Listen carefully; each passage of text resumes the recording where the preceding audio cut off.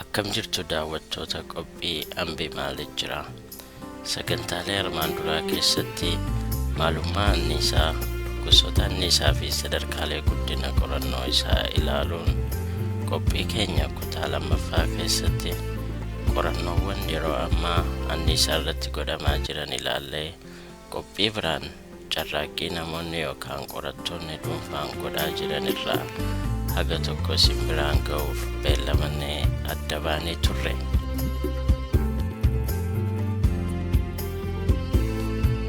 Haaluma kanaanis qophii keenya har'aan manguddoo ganna 80 kan ijoollummaa isaarraa kaasee hanga ammaa hojiiwwan kalaqaa garaagaraa gochuu irratti argamu wajjin wal isin barsiifna.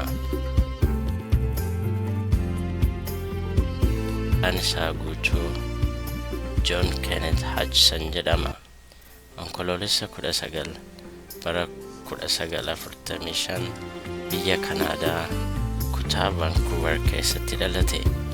Qorataa fi ogeessa waa uumuu jechuun of ibsa. Meeshaa anniisaa bakka bu'aa yookaan dhiibbaa Haachison yookaan Hutchison Effect Alternative Energy Device, vaayitaaminoota jireenya dheeressanii fi meeshaalee doonii humna waraanaa diiganii tolchuun wantoota inni hojjete jedhamee himamuufi.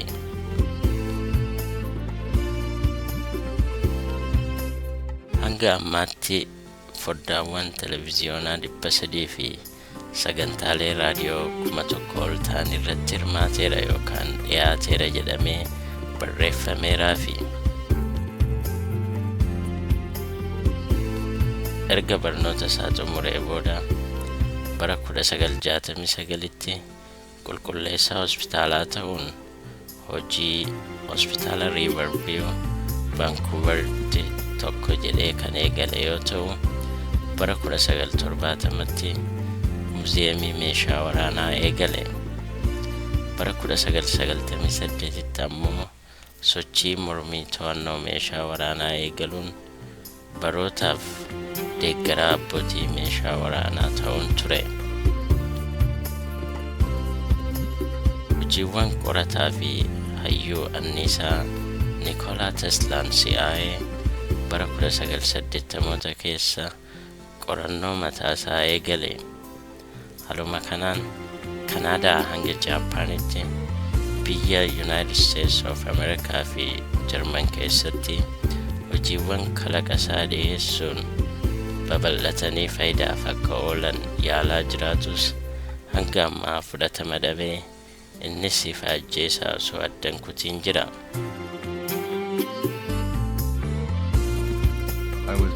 Osoon inni maashina akka Teslaa fakkaatan hojjedhu wantoonni nama ajaa'iban kunniin uumaman wantoota sosocho'an.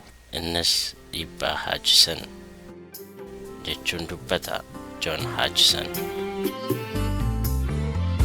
Isaa kana keessatti qilleensi qaruuraa keessaa ni yaa'a, dhugaatiin ka'ee qilleensa keessa qajeela, sibiilonni ka'anii rarra'u. Wantoonni arginu kunniin kan hedduu nama amansiisuu fi fakkeessuun illee ulfaatudha. John osoo dambalii reediyoo fi elektiriikaa irratti qorannoo gaggeessuu argannoo saayintistoonni mootummaa fi waraanaa hubachuu dadhaban argate. Innis ni danfisa, ni jallisa, akkasumatti illee wantoonni qilleensa rakka balali'an godha.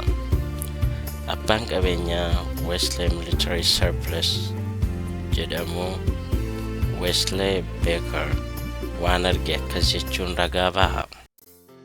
Yeroo dhagaan rarra'u dhugumaan mana yaalii John keessatti argeera. Yeroo sibiilli rarra'u sibiila akka kubbaa fi daawwitiiwwan rarra'an argeera. Hin amanamu. Yeroo elektiriikiin gama wantoota adeemus argeera. Anniisaa waattii 75 kan ampoolii xiqqoo tokko qofa ibsu fayyadamuun sibiila madaafa dhukaasuuf fayyaduu fi paawundii 60 yookaan kiloogiraama 27 tuqaalama ulfaatu kana minjaala irraa ol kaasa. wantoota waliin fakkaannes walitti fida. Osoo muka sibiilli irra taa'e kanan tuqin sibiilicha baqaqsa. bara 1980 kaasee yeroon waa'ee elektiroomagneetii fi meeshaalee elektrikaa irratti qorannoo gaggeessuu wantoota hedduu hin baramiin arguun jalqabe. Manni dafee ifaa gosa hedduun guutama. Sibiilli mukarra taa'u osoo mukichi hin tuqamin gara dhangala'aatti jijjiirama. Wantoonni ni rarra'u, utaalanii ol ka'uun naanna'u, achi boodas deebi'anii kufu jechuun ibsa John waa'ee qorannoo isaa yoo dubbatu.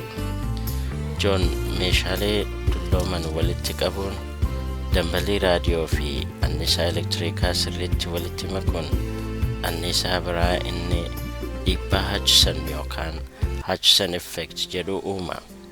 Qorannoon isaa kunis dhaabbilee tika waraana mootummoota Kanaadaa fi Ameerikaa hirmaachisee ture.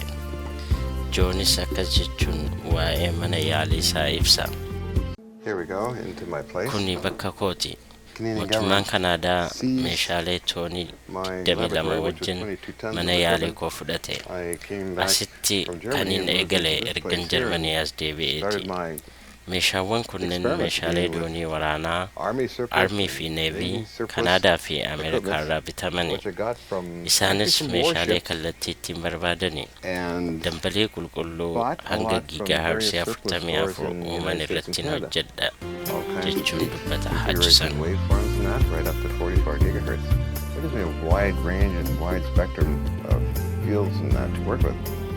Dun waa'ee John Hutchison kan sibiila gara dhangala'aa jijjiiruu fi wantoota rarraasuu erga odeeffamuu jalqabee bubbulee qondaalota waraanaa Ameerikaa biras gahe. Qondaalota kanneen keessaa Koloneel John Alexander isa tokko. Yeroo sanatti John humna waraanaa Ameerikaa keessatti namoota sammuu isaaniin sibiila jallisan kan PK yookaan psychokinetic jedhamu nama leenjisaa ture. Haala tures akkas jechuun ibsa. Fiilmii dheerinni isaa milimeetira 8 ta'ee fi Kanaadaa dhufee wantoonni maagneetii yookaan sibiila wayii maleetti rarra'anii fi daddafanii kufan akkuma agarreen waa'ee isaa baruu akka qabnu murtaa'ee maallaqni ramadameef jechuun Koloneel John Alexander ajajaa tika humna waraanaa fi nageenya Ameerikaa duraanii dubbata.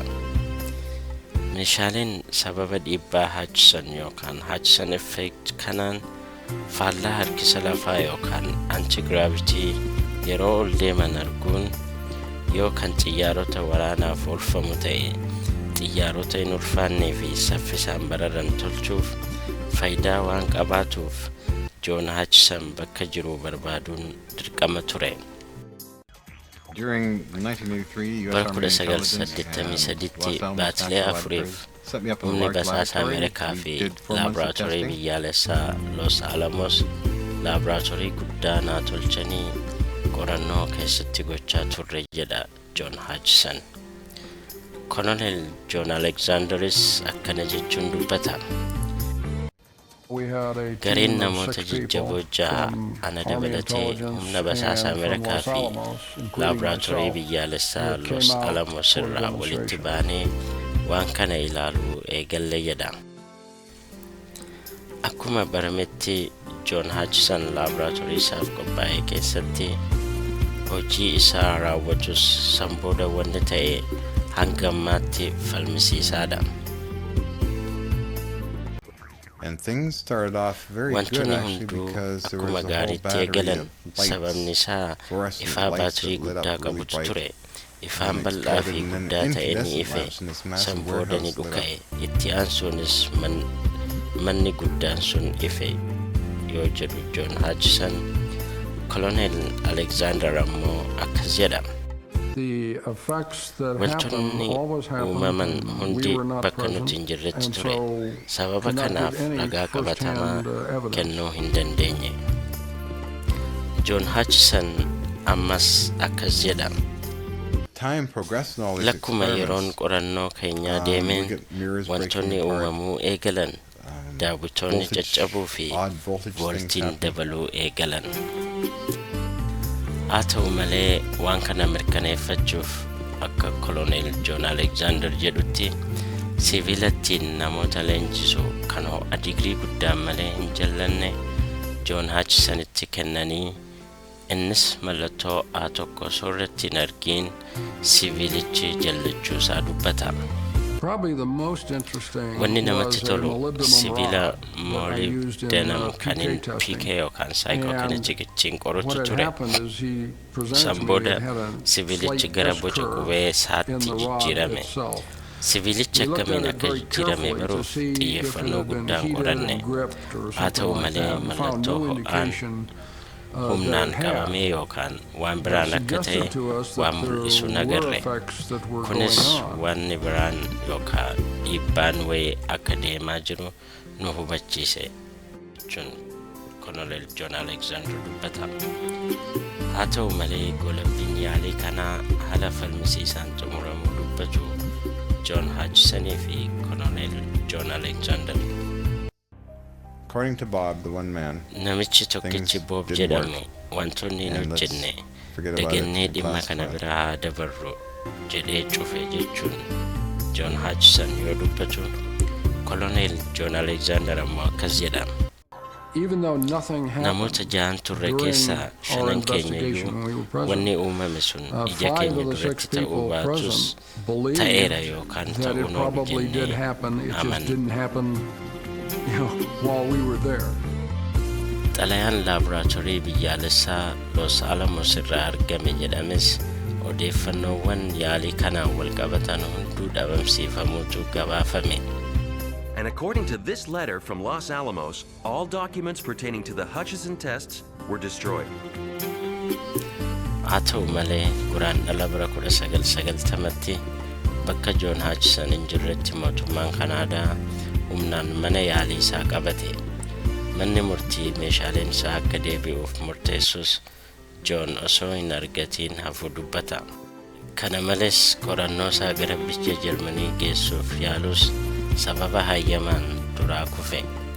ji'oota booda garuu akka John jedhutti humni waraana Ameerikaa waan isaa kana qorachaa jiraachuu hima.